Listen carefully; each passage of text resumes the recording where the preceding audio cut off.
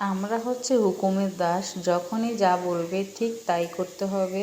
তো আবারও চলে আসলাম নতুন রান্নার ব্লগ নিয়ে। কি রান্না করবো আর কি গল্প করব তাই আপনাদের শেয়ার করতেছি। তো আজকে শুরু করে দিলাম আপনাদের ভাইয়ার জন্য প্রথম একটা রান্না। সেই রান্না, সেই হচ্ছে তার পছন্দের খাবার টমেটোর চাটনি। তো টমেটোতে তেমন একটা চুকা নেই, তাই আমি একটু জলপাই দিয়ে দিলাম। তো আমরা তো আজকে মুরগির মাংস ভুনা করে খাবো, কিন্তু সে কি খাবে, তাই তার জন্য এই যে কিছু মাংস ভেজে দিলাম।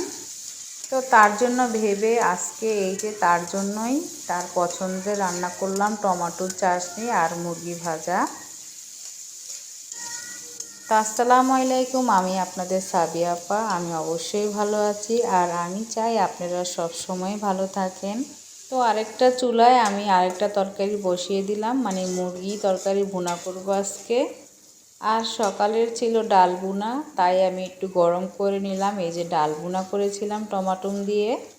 তো সকালের ডাল ভুনা কিন্তু সেই ছিল, খুব মজা হয়েছে। আর এই দিক দিয়ে আমি পেঁয়াজ আর আদা রসুন এই দিক দিয়ে টমাটো দিয়ে একদম কষাচ্ছি। আর মুরগিগুলো আমি একদমই ম্যারিনেট করে রেখেছি, সব ধরনের মশলা দিয়ে একদম মুরগিগুলো একদম মাখিয়ে রেখেছি। এখন এই যে পেঁয়াজের মধ্যে দিয়ে দিব। আজকের তরকারিটা কিন্তু খুব মজা হয়েছিল, খুব অল্প দিয়েছি, একদম কষানো কষানো করে এই মুরগিটা রান্না করেছি। তো এক সময় আমার নানু আমাকে এই রান্নাটা করে দেখিয়েছে, এইভাবে রান্না করতে। আমার নানুর হাতের রান্না কিন্তু অনেক মজা। আল্লাহ আমার নানুকে জান্নাতবাসী করুক, সবসময় দোয়া করবেন, আমিও দোয়া করি। এই যে আমার চাটনি একদম পারফেক্ট হয়ে গেছে। আমার নানু হচ্ছে আমার রান্নার মাস্টার। আমার নানুর থেকে আমি অনেকটাই রান্না শিখেছি, আর অনেক পদের রান্না শিখেছি আমার মার হাতে, আর বাকিটা ছিল ইউটিউব থেকে।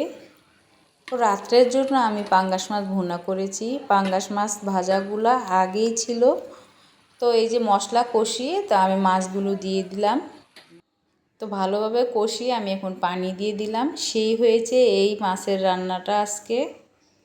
তো আমার ভিউজ, আপনাদের কাছে আমার একটা রিকোয়েস্ট, আমাকে সাবস্ক্রাইব করে দিবেন আর লাইক করে দিবেন। তো আপনারা আমাকে কমেন্ট করবেন, আমার খুব ভালো লাগবে। তো আপনাদেরকে এই যে আমার ছোট বেবির ছোটোবেলার একটা ভিডিও দেখাচ্ছি, তখন ছিল 3 মাস। এই যে দেখেন, আমার সাথে সে সবসময় কথা বলতো, আর ও তাড়াতাড়ি আমার কথা শুনে শুনে তাড়াতাড়ি কথা শিখেছে। তো এই যে তার নাম রেখেছি ফাতেমা, আমার ভালোবাসার স্বপ্ন। তো এই নামটা তার বাবাই রেখেছে।